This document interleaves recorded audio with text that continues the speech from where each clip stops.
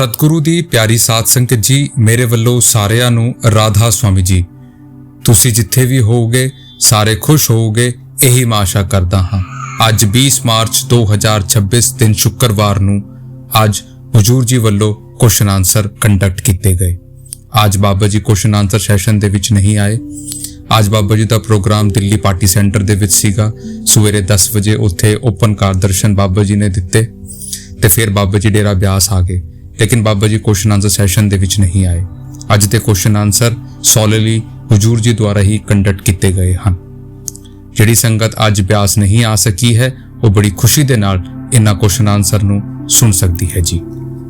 एक क्वेश्चन किसी मुंडे ने पूछा कि हजूर जी जिहड़ा आपां अपने जिंदगी दे विच अपनी लाइफ दे विच डिजायर रखते हैं, चाहता रखते हैं, तां ओह जद पूरी नहीं हुंदी तां हजूर जी फिर मन दे विच बहुत सवाल उठते हैं, मन बहुत डिसकंटेंटेड हो जाता है, आपां की करिए। तो हुजूर जी ने कहा कि देखो बेटा, जिंदगी दे विच ना आपां बहुत कुछ मंगते हैं, लेकिन सच्ची चाहत ते सच्ची डिजायर वो है बेटा जिहड़ी साडी जिंदगी दे विच खुशी दिंदी है। आपां बेटा मंगते तो बहुत कुछ है, लेकिन जिहड़ी वो चीज़ आपां मंगते हैं फिर वो अगे जाके दुख का कारण बन जाती है, तो बेटा फिर की फायदा है। बेटा मालिक चंगा जानता है साडे वास्ते की चंगा है।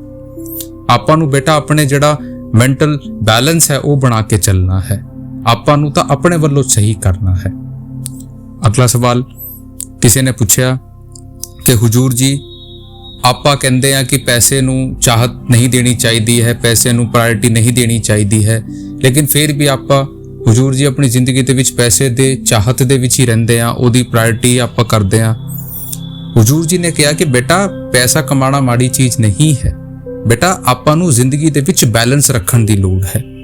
आपां बेटा उन्ना कर सकदे हां जिन्ना साडी जिंदगी दे विच उस एक कंटेंटमेंट आ सके, साडे मन दे विच ओ तसल्ली आ सके। बेटा एक हद होनी चाहिदी है ते ओ जिहड़ा पैसा है वो बेटा हक हलाल दा होना चाहिदा है। बेटा आपां जे अपनी जिंदगी दे विच सारे कारज नूं एक बैलेंस दे उत्ते करांगे तां सारियां चीज़ां ठीक ने। जद आपां होर दी चाहत दे विच लग जांदे हां फिर आपां दुख दा कारण बनदा है। अगला सवाल किसी ने पूछा कि हुजूर जी जिहड़ा जिंदगी दे विच दुख आंदा है वो सानू कर्मां दे करके वो दुख झेलना पैंदा है। हुजूर जी ने कहा कि बेटा दुनिया दे विच आपां सारे दुखी हैं। देखो बेटा जिस वो करोड़ वाला वो मालिक है, बेटा आपां तां उन्हां दी हत्थां दे विच कठपुतली हैं। जिहड़ा साडी जिंदगी दा धागा है ना वो उस मालिक दे हत्थां दे विच है। आपां ने उस मालिक दी करके चलना है। वो जो जी भी अवस्था दे विच रखता है वो तो शुक्र करना है। अगला सवाल किसी ने पूछा कि हुजूर जी आपां जिहड़े कर्म करते हैं, कर्मां दा सानू भुगतान करना पैंदा है, भावें आपां चंगा भी करते हैं। तो हुजूर जी ने कहा कि बेटा देखो जिंदगी दे विच ना मालिक ने सानू एक स्थिति दे विच रखिया है। आपां चंगे कर्म करांगे बेटा चंगा मिलता है, माड़े करते हैं बेटा माड़ा मिलता है। जिन्ना चिर बेटे कर्मां दा हिसाब किताब है, देखो कर्म जिहड़े हैं ना साडे सिर्फ नींव बना सकते हैं, साडे सिर्फ फाउंडेशन क्रिएट कर सकते हैं, लेकिन जिहड़ी सच्ची मुक्ति है वो जिहड़ी सैल्वेशन है वो तो बेटा नाम तो आवेगी, भजन सिमरन तो आवेगी। इत्थे देखो जिन्हां ने चंगे कर्म कीते वो राजे बन के आ गए, फिर वो गल आ जाती है तपो राज राजो नरक। पैसा आ गया फिर उन्होंने इहो जे कर्म कीते कि फिर नरक जाना पै गया। तो बेटा कर्म तो साडे हथ दे विच है, कर्म सिर्फ साडी नींव बनाउणगे, लेकिन जद आपां भजन सिमरन करांगे उस मालिक दा मन के करांगे फिर साडी अगे मालिक चढ़ाई करता है। अगला सवाल एक बीबी जी ने पूछा कि हुजूर जी आप जी दा बहुत शुक्र है कि आप जी ने मैनू इन्ने चंगी बच्चे दिते। वो डेरे दी निवासी सीगी ते उन्होंने कहा कि आप जी का बहुत शुक्र है। तो हुजूर जी ने कहा कि माँ भी तो चंगी है ताही तो बच्चे चंगे हैं। फिर उन्होंने कहा कि हुजूर जी जब तुसी स्टेज के उत्ते आंदे हो ना मैं रब तो फरियाद करदी हाँ, बाबा जी तो फरियाद करदी हाँ कि तुसी जुग जुग जीवो, ताकि ये मैं जे करदी हाँ ये गलत आ। तो हुजूर जी ने कहा कि ना कोई गलत नहीं, देखो आपां दोनों ही सेवा कर रहे हैं। तुसी मेरी चंगाई मंगदे हो, मैं थोड़ी मंगदा हाँ। परमारथ दे विच कोई भी वड्डा या छोटा नहीं हुंदा। फिर उन्होंने कहा कि मैं डेरे दे विच ही रहिंदी हाँ, मैं चाहुंदी हाँ कि तुसी साडे क्वार्टर ते आओ ते पूड़ी सब्जी खाओ। तो ਹਜ਼ੂਰ ਜੀ ਨੇ ਕਿਹਾ ਕਿ ਸੈਕਟਰੀ ਸਾਹਿਬ ਨੂੰ ਕਹਿਣਾ, ਤਾਂ ਸਾਰੀ ਸੰਗਤ ਉੱਤੇ ਹੱਸਣ ਲੱਗ ਪਈ। ਫਿਰ ਇੱਕ ਮੁੰਡਾ ਆਇਆ ਸੀ ਇੰਦੌਰ ਤੋਂ, ਤਾਂ ਉਹਨਾਂ ਨੇ ਕਿਹਾ ਕਿ ਹਜ਼ੂਰ ਜੀ ਇੱਕ ਵਾਰੀ ਮੈਂ ਸ਼ਬਦ ਗਾ ਰਿਹਾ ਸੀ ਤਾਂ ਮੈਨੂੰ ਨੇਚਰ ਕੋਲ ਆ ਗਈ ਸੀ, ਮਤਲਬ ਕਿ ਉਹਨਾਂ ਨੂੰ ਵਾਸ਼ਰੂਮ ਜਾਣਾ ਸੀ, ਤਾਂ ਮੈਂ ਥੋੜਾ ਜਿਹਾ ਫਾਸਟ ਕਰ ਰਿਹਾ ਸੀ ਸ਼ਬਦ ਨੂੰ। ਤਾਂ ਜਿਹੜੇ ਉੱਥੇ ਸੀਗੇ ਉਹਨਾਂ ਨੇ ਕਿਹਾ ਕਿ ਤੂੰ ਬਾਬਾ ਜੀ ਤੇ ਹਜ਼ੂਰ ਜੀ ਦਾ ਅਪਮਾਨ ਕੀਤਾ ਹੈ, ਕਿ ਬਾਬਾ ਜੀ ਇਹ ਗਲਤ ਹੈ। ਤਾਂ ਹਜ਼ੂਰ ਜੀ ਨੇ ਕਿਹਾ ਕਿ ਬੇਟਾ ਇਦਾਂ ਨਹੀਂ ਸਾਨੂੰ ਸੋਚਣਾ ਚਾਹੀਦਾ, ਮਾਂ-ਬਾਪ ਕਦੇ ਬੱਚੇ ਤੋਂ ਨਹੀਂ ਹੁੰਦੇ, ਆਪਾਂ ਨੂੰ ਇਹ ਤਰੀਕੇ ਦੇ ਨਾਲ ਨਹੀਂ ਸੋਚਣਾ ਚਾਹੀਦਾ। ਫਿਰ ਅੱਗੇ ਕਿਸੇ ਨੇ ਸਵਾਲ ਪੁੱਛਿਆ, ਇੱਕ ਬੜੇ ਹੀ ਪਿਆਰ ਦੇ ਨਾਲ ਉਹਨਾਂ ਨੇ ਕਿਹਾ ਕਿ ਆਪ ਜੀ ਦੀ ਬਹੁਤ ਯਾਦ ਆਉਂਦੀ ਹੈ। ਉਹਨਾਂ ਨੇ ਫਿਰ ਇੱਕ ਸ਼ਬਦ ਵੀ ਗਾਇਆ, ਸ਼ਬਦ ਉਹ ਇਸ ਪ੍ਰਕਾਰ ਸੀਗਾ ਕਿ ਬਾਬਾ ਜੀ ਦਇਆ ਕਰਨਾ ਤੇਰੀ ਮੇਰੀ ਡੋਰ ਨਿਭ ਜਾਏ, ਕੁਝ ਇਹੋ ਜਿਹਾ ਸ਼ਬਦ ਉਹਨਾਂ ਨੇ ਗਾਇਆ, ਲੰਬਾ ਚੌੜਾ ਗਾਇਆ। ਤੇ ਜਦ ਤੁਹਾਡੀ ਯਾਦ ਆਉਂਦੀ ਹੈ ਹਜ਼ੂਰ ਜੀ ਕੀ ਕਰਾਂ, ਤਾਂ ਹਜ਼ੂਰ ਜੀ ਨੇ ਮੁਸਕਰਾਉਂਦੇ ਹੋਏ ਕਿਹਾ ਕਿ ਬੇਟਾ ਪਿਆਰ ਦੀ ਗੱਲ ਹੈ, ਕੋਈ ਨਾ ਤੁਸੀਂ ਆਪਣੇ ਮਾਂ ਦੇ ਗਲ ਲੱਗ ਜਾਇਆ ਕਰੋ, ਉਹ ਵੀ ਪਿਆਰ ਹੀ ਹੈ ਬੇਟਾ। ਅਗਲਾ ਸਵਾਲ ਕਿਸੇ ਮੁੰਡੇ ਨੇ ਪੁੱਛਿਆ ਕਿ ਹਜ਼ੂਰ ਜੀ ਅੱਜ ਦੇ ਜ਼ਮਾਨੇ ਨੂੰ ਵੇਖਦੇ ਹੋਏ ਆਪਾਂ ਸਾਰੇ ਪਰਮਾਰਥ ਤੋਂ ਦੂਰ ਜਾ ਰਹੇ ਹਨ ਹਜ਼ੂਰ ਜੀ, ਲੇਕਿਨ ਆਪਾਂ ਕਦ ਵਾਪਸ ਆਈਏ, ਸਾਨੂੰ ਕਦ ਲੱਗੇ ਕਿ ਸਾਨੂੰ ਵਾਪਸ ਆਉਣਾ ਚਾਹੀਦਾ ਹੈ। ਤਾਂ ਹਜ਼ੂਰ ਜੀ ਨੇ ਕਿਹਾ ਕਿ ਦੇਖੋ ਜਿਸ ਦਿਨ ਜਾਂ ਜਿਸ ਘੜੀ ਸਾਨੂੰ ਇਹ ਖਿਆਲ ਆ ਜਾਵੇ ਨਾ ਕਿ ਆਪਾਂ ਪਰਮਾਰਥ ਤੋਂ ਦੂਰ ਜਾ ਰਹੇ ਹਨ, ਉਸ ਵੇਲੇ ਹੀ ਬੇਟਾ ਸਾਨੂੰ ਵਾਪਸ ਆਉਣਾ ਚਾਹੀਦਾ ਹੈ, ਉਸ ਵੇਲੇ ਹੀ ਤਿਆਰੀ ਕਰਨੀ ਚਾਹੀਦੀ ਹੈ ਕਿ ਸਾਨੂੰ ਵਾਪਸ ਜਾਣਾ ਹੈ। ਬੇਟਾ ਪਰਮਾਰਥ ਸਾਡੀ ਨੀਂਹ ਬਣਾਉਂਦਾ ਹੈ, ਜੇ ਆਪਾਂ ਕੋਈ ਇਹੋ ਜਿਹਾ ਕਰਨ ਜਾਂਦੇ ਆ, ਮਾਲਕ ਨੇ ਵਿਵੇਕ ਦੀ ਤਾਕਤ ਦਿੱਤੀ ਹੈ, ਉਹ ਸੈਂਸ ਆਫ ਡਿਸਕ੍ਰਿਮੀਨੇਸ਼ਨ ਦਿੱਤਾ ਹੈ ਕਿ ਆਪਾਂ ਸੋਚੀ ਸਮਝੀ ਦੇ ਨਾਲ ਇਹ ਕਦਮ ਚੁੱਕ ਸਕੀਏ ਕਿ ਕਿੱਥੇ ਕਿਹੜੀ ਚੀਜ਼ ਸਾਨੂੰ ਪਰਮਾਰਥ ਤੋਂ ਦੂਰ ਲੈ ਕੇ ਜਾ ਰਹੀ ਹੈ ਤੇ ਕਿਹੜੀ ਚੀਜ਼ ਸਾਨੂੰ ਪਰਮਾਰਥ ਦੇ ਕੋਲ ਲੈ ਕੇ ਆ ਰਹੀ ਹੈ। ਅਗਲਾ ਸਵਾਲ ਕਿਸੇ ਨੇ ਪੁੱਛਿਆ ਨੀਂਦ ਬਾਰੇ ਕਿ ਹਜ਼ੂਰ ਜੀ ਆਪਾਂ ਭਜਨ ਸਿਮਰਨ ਕਰਦੇ ਆ, ਉਹਦੇ ਵਿੱਚ ਨੀਂਦ ਆ ਜਾਂਦੀ ਹੈ। ਹਜ਼ੂਰ ਜੀ ਨੇ ਕਿਹਾ ਕਿ ਬੇਟਾ ਦੇਖੋ ਇਹ ਜਿਹੜੀ ਨੀਂਦ ਹੈ ਨਾ, ਇਹ ਵੀ ਇੱਕ ਅਵਸਥਾ ਹੈ ਭਜਨ ਸਿਮਰਨ ਦੇ ਵਿੱਚ, ਲੇਕਿਨ ਆਪਾਂ ਨੇ ਇਸ ਤੋਂ ਅੱਗੇ ਜਾਣਾ ਹੈ, ਆਪਾਂ ਨੂੰ ਇਸ ਤੋਂ ਅੱਗੇ ਜਾਣਾ ਹੈ। ਤੁਸੀਂ ਦੇਖੋ ਜਦ ਆਪਾਂ ਕਿਸੇ ਚੀਜ਼ ਦੇ ਵਿੱਚ ਸ਼ਿੱਦਤ ਰੱਖਦੇ ਹਾਂ, ਕਿਸੇ ਚੀਜ਼ ਦੇ ਵਿੱਚ ਗਹਿਰਾਈ ਰੱਖਦੇ ਹਾਂ, ਚਾਹਤ ਰੱਖਦੇ ਹਾਂ, ਤਾਂ ਕਿ ਸਾਨੂੰ ਉਸ ਵੇਲੇ ਨੀਂਦ ਆਉਂਦੀ ਹੈ ਬੇਟਾ? ਨੀਂਦ ਨਹੀਂ ਆਉਂਦੀ। ਉਸ ਤਰੀਕੇ ਦੇ ਨਾਲ ਹੀ ਜਦ ਆਪਾਂ ਪਰਮਾਰਥ ਨੂੰ ਮਿਲਣ ਦੀ ਚਾਹਤ ਰੱਖਾਂਗੇ ਤਾਂ ਬੇਟਾ ਨੀਂਦ ਨਹੀਂ ਆਊਗੀ। ਹੁਣ ਨੀਂਦ ਆਉਂਦੀ ਕਿਉਂ ਹੈ ਬੇਟਾ? ਕਿਉਂਕਿ ਦੇਖੋ ਮਨ ਸ਼ਾਂਤ ਹੋ ਜਾਂਦਾ ਹੈ। ਜਬ ਮਨ ਸ਼ੋਰ ਤੋਂ एकांत की तरफ जाता है, ये हौला हो जाता है, इनू शांति मिलती है तो इनू नींद आ जाती है। लेकिन बेटा सानू इस तो अगे जाना है। जब आप इस तो अगे जावांगे फिर सानू वो जिहड़ा मालिक दी बख्शीश है वो मिलूगी। सानू ये चेंज अपने अंदर लाना है। फिर अगला सवाल किसी ने पूछा कि हुजूर जी मैं सारियां दे लई चंगा सोचदी हां, सारे बारे में चंगा ही सोचदी हां, लेकिन मैनू कदे रिटर्न दे विच चंगा नहीं मिलता। मैं सोचदी हां मैनू भी लोग चंगा करन जिवें मैं लोकां दा चंगा करदी हां। हुजूर जी ने कहा कि देखो जद आपां किसी दा चंगा करदे हां ना, प्यार दे विच आके करदे हां, लेकिन एक चीज याद रखो, प्यार दे विच सानू कोई उम्मीद नहीं रखनी चाहिदी है। Never expect anything in love, कि सानू कोई ये चाहत नहीं रखनी कि हमें वापस वो चीज मिले। बेटा ये तां साडा प्यार है, सानू सिर्फ देना सीखना है। देवे ना देवे उन्हां दी अपनी मर्जी है। फिर उन्होंने अगे पूछा कि हुजूर जी लाइफ दे विच कदे कदे इनसिक्योरिटी हो जाती है, लाइफ दे विच आपां उस तरीके दे नाल जल्दी जल्दी फास्ट पेसिंग लाइफ दे विच रहिंदे आ, की करिए? हुजूर जी ने कहा कि बेटा ये जनरेशनल गैप है, जिहड़ा ये साडी विचारां दा जिहड़ा गैप बन गया है, आपां स्पेस आउट हो रहे हैं। बेटा आपां हर चीज़ नूं सोचते हैं, हर चीज़ बहुत जल्दी हो जावे। बेटा जिंदगी मैराथन है, सानू बेटा ये 1 मिनट या 1 रात दे विच पूरी नहीं करनी है। जब आप किस चीज़ नूं एक्सपीरियंस करांगे, जिंदगी नूं जिंदगी दे तरीके दे नाल जीवांगे, तो बेटा सानू सारियां चीज़ां ठीक लगणगी।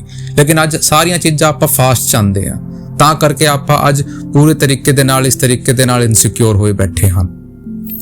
अगला सवाल किसी ने पूछा ओवर थिंकिंग बारे कि हुजूर जी जिंदगी दे विच आपां बहुत ओवर थिंकिंग करते हैं, उस वेले की करिए? हुजूर जी ने कहा कि बेटा over thinking is a complete waste of time, कि बेटा ये सिर्फ समय नूं बर्बाद करने का तरीका है। बेटा बार बार किसी चीज़ नूं रोटेट करते रहना, किसी चीज़ नूं बार बार सोचते रहना, इस तो बेटा की हासिल हो जाएगा? हासिल तो कुछ नहीं होने लगा। बेटा हासिल ठीक है, जिंदगी दे विच आपां प्लैनिंग करनी चाहिए है, लेकिन बेटा उन्नी करनी चाहिए है जिन्ना आपां कर सकीए।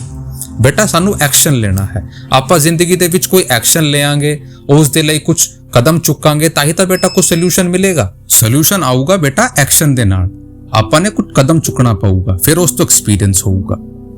ਅਗਲਾ ਸਵਾਲ ਕਿਸੇ ਨੇ ਪੁੱਛਿਆ ਸਪਿਰਿਚੁਅਲ ਕੰਟੈਕਸਟ ਬਾਰੇ। ਉਹਨਾਂ ਨੇ ਕਿਹਾ ਕਿ ਹੁਜੂਰ ਜੀ ਆਪਾਂ ਜਪਜੀ ਸਾਹਿਬ ਪੜ੍ਹਦੇ ਹਾਂ ਤੇ ਜਪਜੀ ਸਾਹਿਬ ਦੇ ਵਿੱਚ ਲਿਖਿਆ ਹੋਇਆ ਹੈ, ਕਰਨੀ ਆਪੋ ਆਪਣੀ ਕੇ ਨੇੜੇ ਕੇ ਤੂਰ, ਜੋ ਮੈਂ ਕੀਆ ਸੋ ਮੈਂ ਪਾਇਆ, ਦੋਸ਼ ਨਾ ਦੀਜੇ ਅਵਰ ਜਣਾ। ਤੇ ਫਿਰ ਆਪਾਂ ਪਲਟੂ ਸਾਹਿਬ ਜੀ ਦੀ ਬਾਣੀ ਸੁਣਦੇ ਹਾਂ, ਉੱਥੇ ਲਿਖਿਆ ਹੋਇਆ ਹੈ, ਪਲਟੂ ਲਿਖਾ ਨਸੀਬ ਕਾ ਸੰਤ ਦੇਤ ਹੈ ਫੇਰ।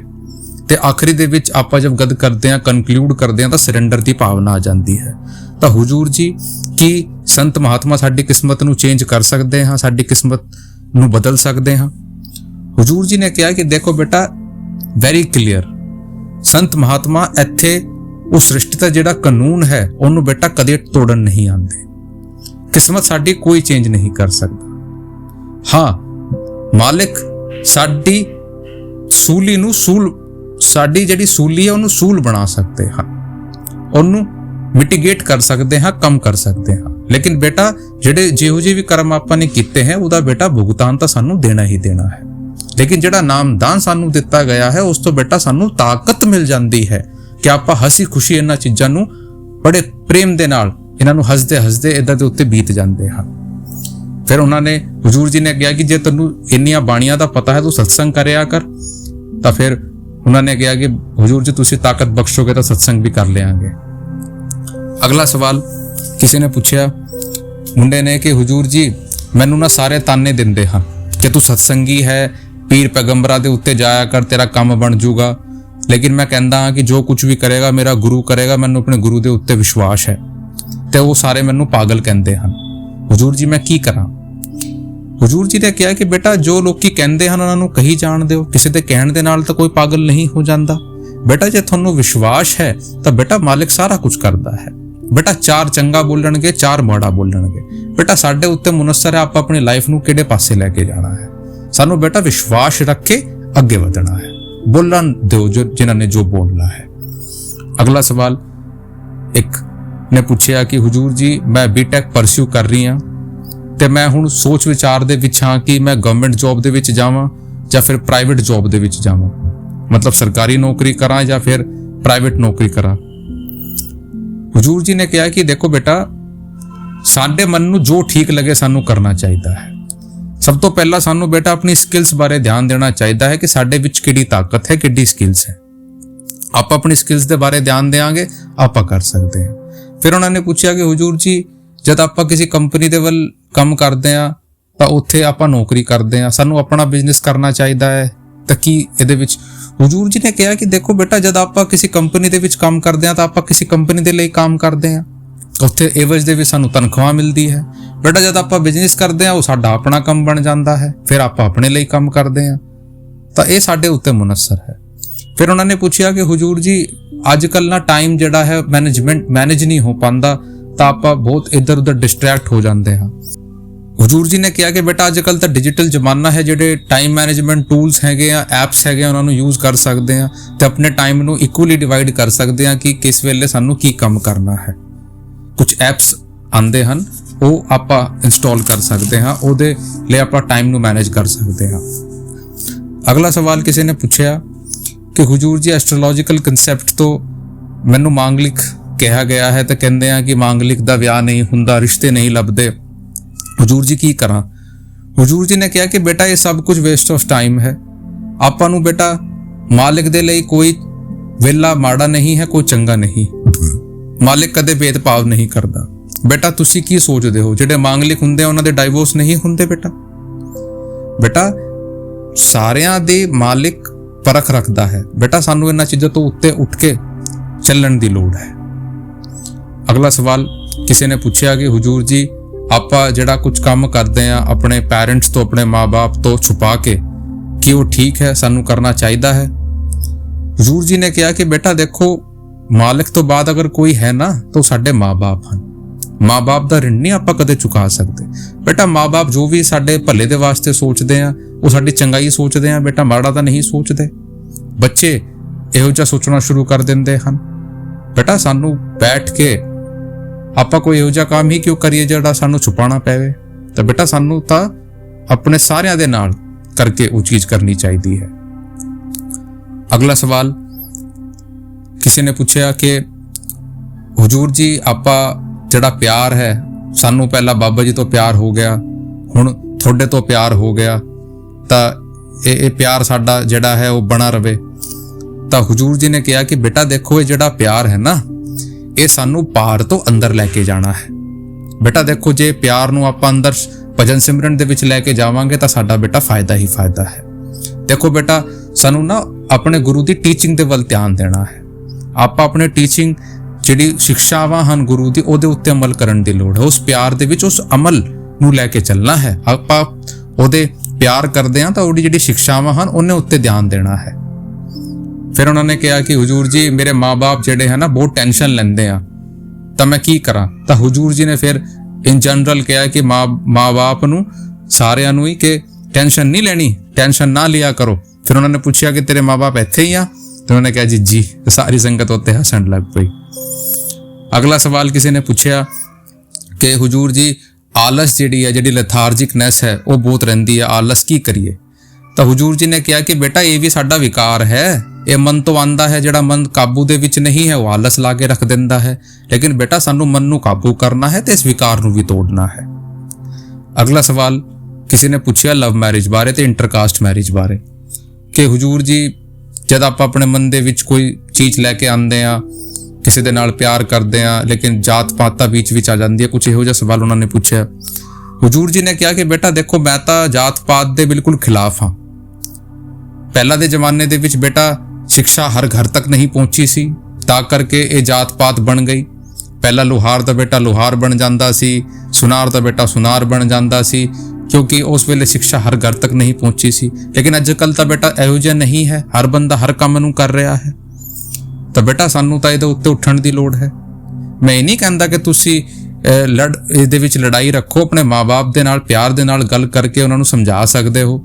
ਤਾਂ ਉਸ ਮੁੰਡੇ ਨੇ ਕਿਹਾ ਕਿ ਹੁਜੂਰ ਜੀ, ਮੈਂ ਤਾਂ ਬਹੁਤ ਵਾਰੀ ਟਰਾਈ ਕਰ ਲਿੱਤਾ, ਬਹੁਤ ਪ੍ਰਯਾਸ ਕਰ ਲਿੱਤਾ।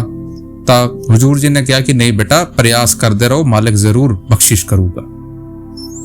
ਅਗਲਾ ਸਵਾਲ ਕਿਸੇ ਨੇ ਪੁੱਛਿਆ ਕਿ ਹੁਜੂਰ ਜੀ, ਜ਼ਿੰਦਗੀ ਦੇ ਵਿੱਚ ਡਿਸਟਰੈਕਸ਼ਨ ਆ ਜਾਂਦੀ ਹੈ, ਆਪਾਂ ਕੋਈ ਕਦਮ ਚੁੱਕਦੇ ਹਾਂ, ਫਿਰ ਬਾਅਦ 'ਚ ਉਹਦਾ ਰਿਗਰੈਟ ਹੁੰਦਾ ਹੈ, ਪਛਤਾਵਾ ਹੁੰਦਾ ਹੈ, ਆਪਾਂ ਕੀ ਕਰੀਏ?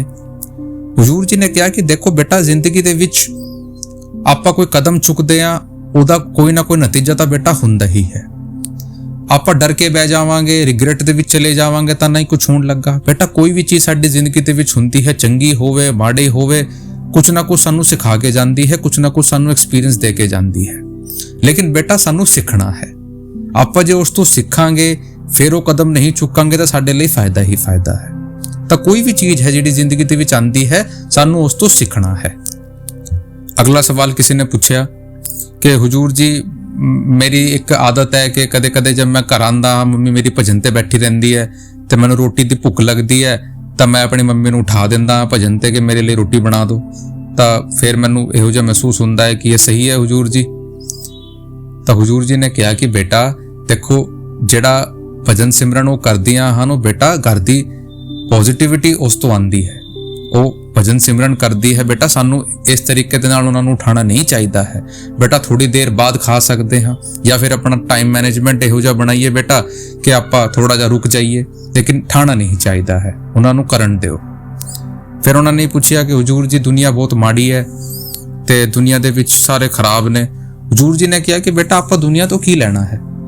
ਬੇਟਾ, ਦੁਨੀਆ ਤੋਂ ਪਹਿਲਾਂ ਆਪਾਂ ਨੇ ਨਾ ਬੇਟਾ ਆਪਣੇ ਆਪ ਨੂੰ ਚੇਂਜ ਕਰਨਾ ਹੈ। ਹੁਜੂਰ ਜੀ quote one line, be the change you wish to see in the world, ਕਿ ਬੇਟਾ ਆਪਣੇ ਮਨ ਦੇ ਵਿੱਚ ਉਹ ਬਦਲਾਵ ਲੈ ਕੇ ਆਓ ਪਹਿਲਾਂ, ਜਿਹੜਾ ਤੁਸੀਂ ਦੁਨੀਆ ਦੇ ਵਿੱਚ ਦੇਖਣਾ ਚਾਹੁੰਦੇ ਹੋ। ਬੇਟਾ, ਜੇ ਤੁਸੀਂ ਠੀਕ ਕਹੋਗੇ, ਤੁਸੀਂ ਦੋ ਨੂੰ ਠੀਕ ਕਰੋਗੇ, 2 4 ਨੂੰ ਠੀਕ ਕਰਾਂਗੇ, ਫਿਰ ਇਹ ਚੇਨ ਲੰਬੀ ਹੋ ਜੂਗੀ। ਬੇਟਾ, ਆਪਾਂ ਨੂੰ ਦੁਨੀਆ ਤੋਂ ਜੱਜ ਕਰਨ ਤੋਂ ਪਹਿਲਾਂ ਆਪਣੇ ਆਪ ਨੂੰ ਚੇਂਜ ਕਰਨਾ ਹੈ। If we could change ourself, the tendencies in the world would also change, ਕਿ ਬੇਟਾ ਜੇ ਆਪਾਂ ਆਪਣੇ ਆਪ ਨੂੰ ਚੇਂਜ ਕਰਨ ਦੀ ਸ਼ੁਰੂਆਤ ਕਰਾਂਗੇ ਨਾ, ਤਾਂ ਦੁਨੀਆ ਦੇ ਵਿੱਚ ਤਾਂ ਆਪਣੇ ਆਪ ਬਦਲਾਵ ਆ ਜਾਊਗਾ। ਸਭ ਤੋਂ ਪਹਿਲਾਂ ਬੇਟਾ ਸਾਨੂੰ ਆਪਣੇ ਵੱਲ ਚੇਂਜ ਲੈ ਕੇ ਆਉਣਾ ਹੈ। ਤਾਂ ਇਹ ਸੀਗੇ ਅੱਜ ਕੁਐਸਚਨ ਆਨਸਰ ਜਿਹੜੇ ਕਿ ਉੱਥੇ ਪੁੱਛੇ ਗਏ। ਮੈਂ ਕੋਸ਼ਿਸ਼ ਕੀਤੀ ਤੇ ਆਪਾਂ ਵੀ ਇਹਨਾਂ ਤੋਂ ਪ੍ਰੇਰਣਾ ਲੈ ਸਕਦੇ ਹਾਂ ਤੇ ਆਪਣੇ ਭਜਨ ਸਿਮਰਨ ਦੇ ਵਿੱਚ ਜ਼ਰੂਰ ਵਕਤ ਕੱਢੀਏ ਜੀ। ਮਾਲਿਕ ਤੋਂ ਸਭ ਦੀ ਵੱਡੀ ਖੁਸ਼ੀ ਭਜਨ ਸਿਮਰਨ ਦੀ ਖੁਸ਼ੀ ਹੈ। ਰਾਧਾ ਸੁਆਮੀ ਜੀ।